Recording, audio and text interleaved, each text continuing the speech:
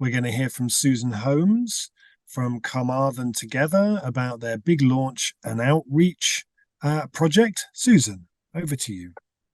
Yeah, so my name's Sue Holmes. I'm from Carmarthen in West Wales, and I'm from the group Carmarthen Together, which is quite a new group. We've only been together less than a year, and what a year it's been. We've all been involved, all of us, in some sort of activism over the time that we've known each other, but this is something new for us.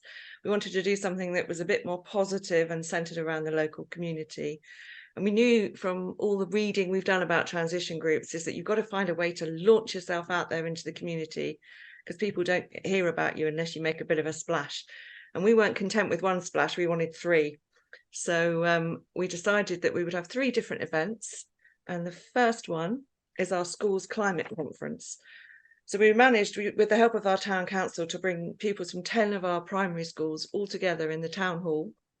And we had loads of events going on. We had a pedal powered electricity, so kids could see just what energy really was and how difficult it is to generate and how precious it is. We did lots of planting things, and we had quizzes. And then we asked the children, how would you like your future to be? And what do you want your town to be? And that was really, really interesting. And then our second event, and our third as well, was sort of joined, and we named these Our Town, Our Future. And in these, the first one, we got together all of the people we could think of. So that was 13 different groups that we knew about already working in Carmarthen. And we said, come along and have a chat to everybody that's coming along to the audience tonight. So we gave them 3 minutes each. We said, tell us what you do, who you are, and what you need from your community. And it was such a successful night. And we had a great curry that was cooked for us by a local chef who has just started up a pay what you can cafe. And so that was fantastic. It brought him into the whole thing as well. And the most exciting and lovely thing about this was that after we'd finished eating, we had some tea and coffee. And when we were going around clearing up plates and things, this is absolutely genuinely true. The things that we kept hearing people were saying were, I had no idea there was so much going on in Carmarthen. I had no idea. And the other thing was, oh, I think we could work on that together. And it was exactly what we'd planned for the evening. It was exactly what we wanted to come out of it. So as they left, we gave them an invitation to the final of the sort of launching events that we decided to run. And that was a bit more of a, let's find out what you think you need or what you think the town needs. So we ran it a bit like a people's assembly. We sort of group people into sort of small groups around a specific subject. And we asked them all about things like, travel, transport and energy and nature. And we got all their ideas to give us something to work on in the future. And the other big part of this for us was that, in part, as launching ourselves into the community, we have to think always very carefully in Carmarthen about the bilingual aspect. Carmarthen is a very high population of Welsh speakers, first language Welsh speakers. So everything we do, we have to make sure we do it bilingually. So our website is still not quite finished, but it is really getting there. And the seed funding has made this possible for us. We could never have done it without this money.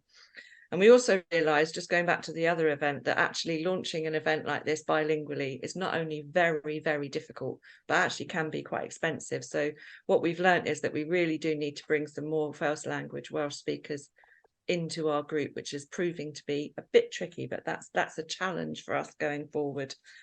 And the last thing that we wanted the money for was for the kind of promotional equipment, if you like. So we bought a gazebo, we bought feather flags, we bought banners, and we sort of built everything really around this Our Town, Our Future thing. We decided that, this is what transition really is all about, isn't it? So that was kind of the tagline for everything. And we bought these wonderful high-vis jackets as well, which have popped up in hundreds of places around town. So we've got us here and helping at the mayor's race. We go litter picking, the river festival, the one on the left there, we've just been planting daffodil bulbs. So these were all things that were sort of community engagement that meant that we were actually seen by people. And we realised actually that what it was needed really was that people needed a focal point, a place to get together. And one of the projects that really worked for us this year was a thing called New to You, which isn't a new idea really. It's just about clothes and toy swapping for children.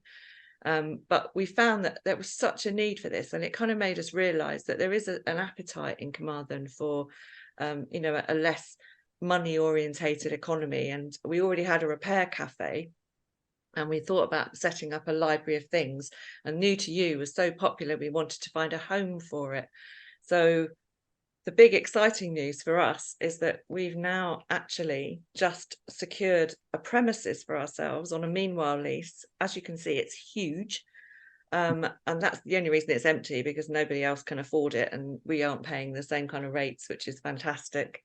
But that's our really exciting news, and the three of us sitting in the middle looking really serious is because we also managed to secure some funding, not from the seed funding this time, but to employ somebody to help us with this, which is really important. And I think this is something that we are going to be coming back to you again this year to help us with if we possibly can. But basically, Carmarthen Together has launched, it has landed, and people do know about us.